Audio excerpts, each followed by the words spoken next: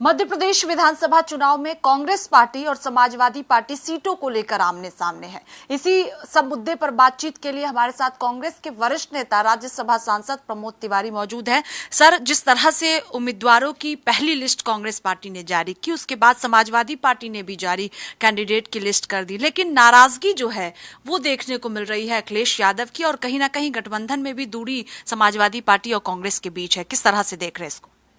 कहीं कोई दूरी नहीं।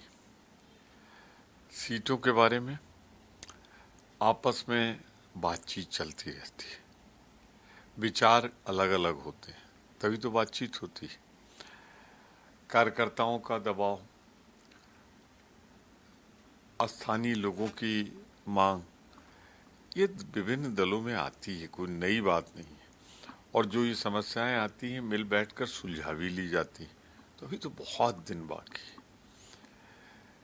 आने दीजिए। हम लोगों का यथासंभव प्रयास हर प्रदेश में है कि हम प्रदेश में भी वोटों का बंटवारा रोकें और वही लड़ाई जो जीत सकता है। जहां अब आज मध्य प्रदेश में कांग्रेस की बयार बह रही है, उस समय सभी का कर्तव्य होता है कि इस बयार का लाभ कांग्रेस को उठाने दें, जिससे इंडिया गठबंधन को भी लाभ मिले। और हम सबका लक्ष्य है भाजपा को हराना। 18 साल के मिस रूल को, जिन्होंने डकैती डाल के, एमएलए छीन कर, विश्वासघात करके, गद्दारी करके चुनाव लड़ा था, सरकार बनाई थी। चुनाव में तो कुछ नहीं कर पाए, हार गए और फिर बाद में सरकार बना ली। तो जनता दंडित करने पे आमादा है भाजपा को।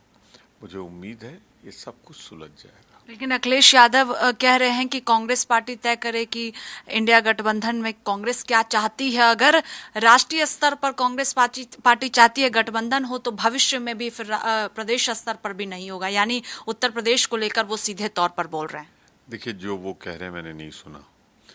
मेरे ख्याल से जिन लोगों को आपस में तय करना है वो आपस में बातचीत कर रहे हैं। मैं सिर्फ इतना कहूँगा, जल्दबाजी में कोई प्रतिक्रिया कोई भी ना दे। अभी हमें मिल बैठकर तय करना चाहिए। लेकिन प्रदेश अध्यक्ष जो अजय राय हैं कांग्रेस पार्टी के, वो कह रहे हैं कि हम समाजवादी पार्टी या अखिलेश यादव के शर्तों के आधार पर नहीं चलेंगे, हम 80 सीटों पर तैयारी कर रहे हैं। मैं बहुत ही विनम्रता के साथ स्पष्ट रूप से कह रहा हूँ कि सबके बीच में आपस वार्ता चल रही है और अभी इंतजार करना चाहिए आप सभी को ये फाइनल पिक्चर क्या उभरती है। आपको नहीं लगता कि नाराज हैं अखिलेश यादव? किस तरह से आगे ये गठबंधन चलेगा? क्योंकि जैसे ही लिस्ट आई वैसे ही जो है बयान निकलकर सामने अखिलेश यादव का आया। अखिलेश यादव कह रहे रात तक बैठक हुई है, उसके बावजूद भी सीट शेयरिंग पर बातचीत नहीं हुई। मैं फिर स्पष्ट कर दूं कि बातचीत जहां होनी चाहिए वहां पे हो रही होगी।